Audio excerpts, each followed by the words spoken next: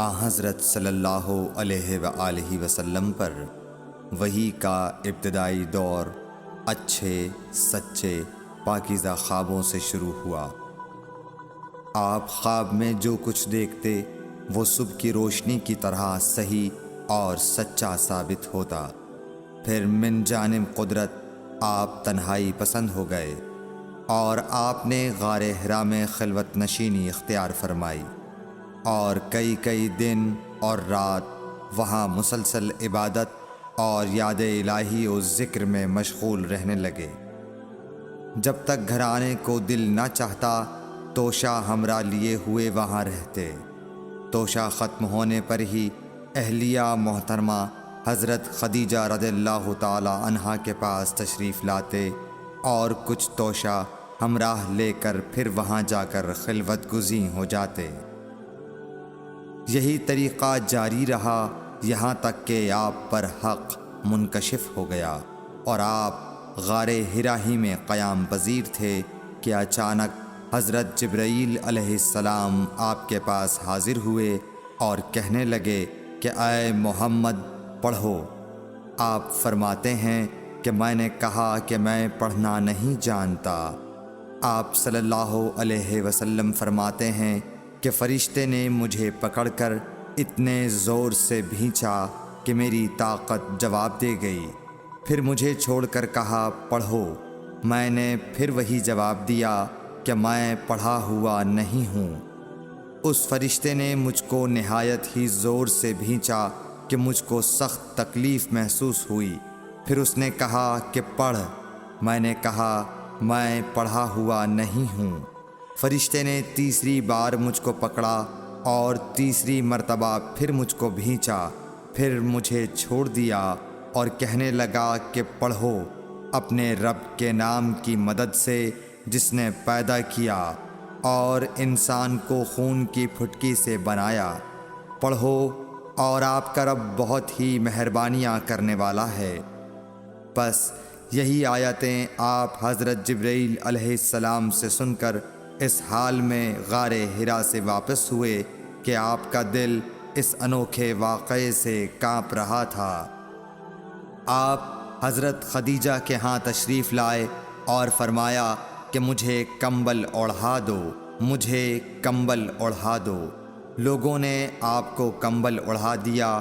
جب آپ کا ڈر جاتا رہا تو آپ نے اپنی زوجہ محترمہ حضرت خدیجہ رضی اللہ تعالی عنہا کو تفصیل کے ساتھ یہ واقعہ سنایا اور فرمانے لگے کہ مجھ کو اب اپنی جان کا خوف ہو گیا ہے۔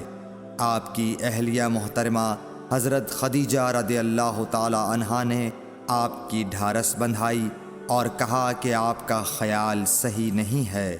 اللہ کی قسم آپ کو اللہ کبھی رسوا نہیں کرے گا۔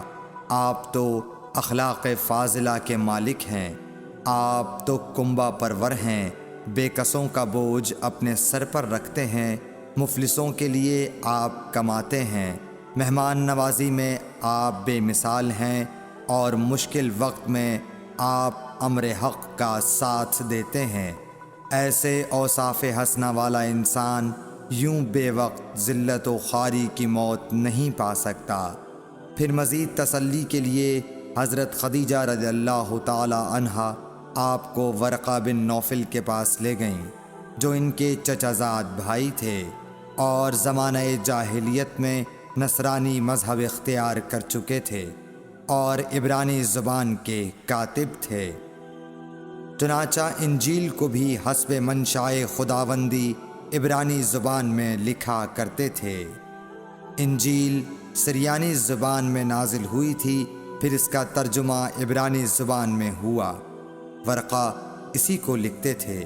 وہ بہت بوڑھے ہو گئے تھے، یہاں تک کہ ان کی بینائی بھی رخصت ہو چکی تھی۔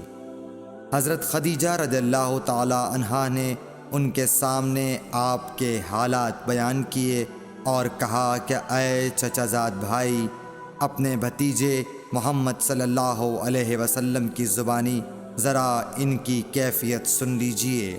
وہ بولے کہ بھتیجے آپ نے جو کچھ دیکھا ہے اس کی تفصیل سناؤ۔ چنانچہ آپ صلی اللہ علیہ وآلہ وسلم نے از اول تا آخر پورا واقعہ سنایا، جسے سن کر ورقہ بے اختیار ہو کر بول اٹھے کہ یہ تو وہی ناموس معزز رازدان فرشتہ ہے جسے اللہ نے حضرت موسیٰ علیہ السلام پر وحی دے کر بھیجا تھا۔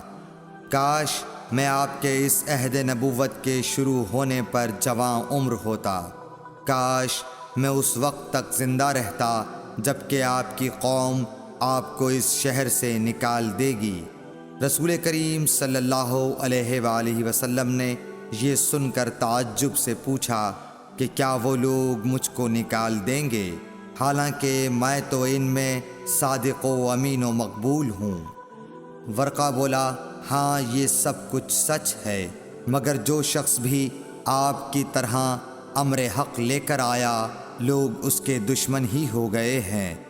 اگر مجھے آپ کی نبوت کا وہ زمانہ مل جائے تو میں آپ کی پوری مدد کروں گا، مگر ورقہ کچھ دنوں کے بعد انتقال کر گئے۔ پھر کچھ عرصے تک وحی کی آمد موقوف رہی۔